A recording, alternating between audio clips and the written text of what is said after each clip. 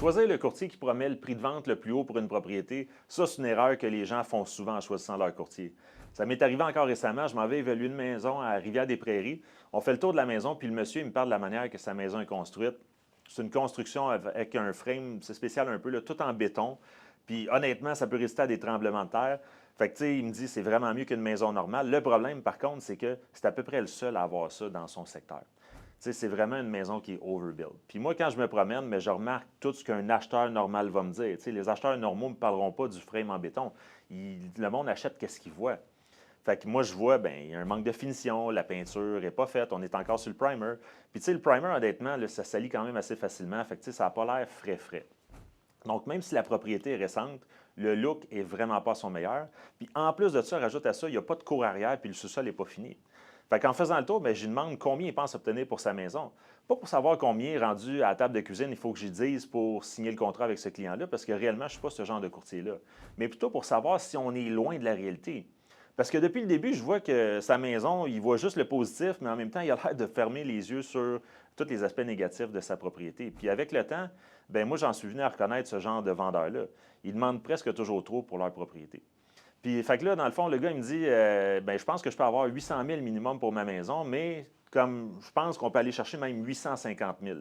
Puis moi, de mon côté, mon évaluation est à 650 000. Donc, quand même pas mal loin de ce que le monsieur espère.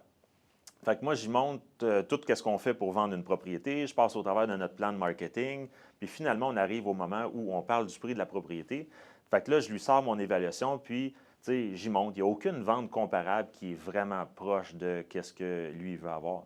Donc, écoute, au final, il ne m'engage pas. Puis honnêtement, c'est vraiment correct parce que, tu sais, je n'ai pas réussi à le convaincre que 800 000, c'était trop pour sa propriété. Puis je ne suis pas le genre de courtier à dire le prix que le vendeur veut juste pour le signer. Pour moi, tu sais, une maison qui ne se vendra pas, je n'ai pas vraiment d'intérêt à avoir ça dans mon inventaire de maisons à vendre.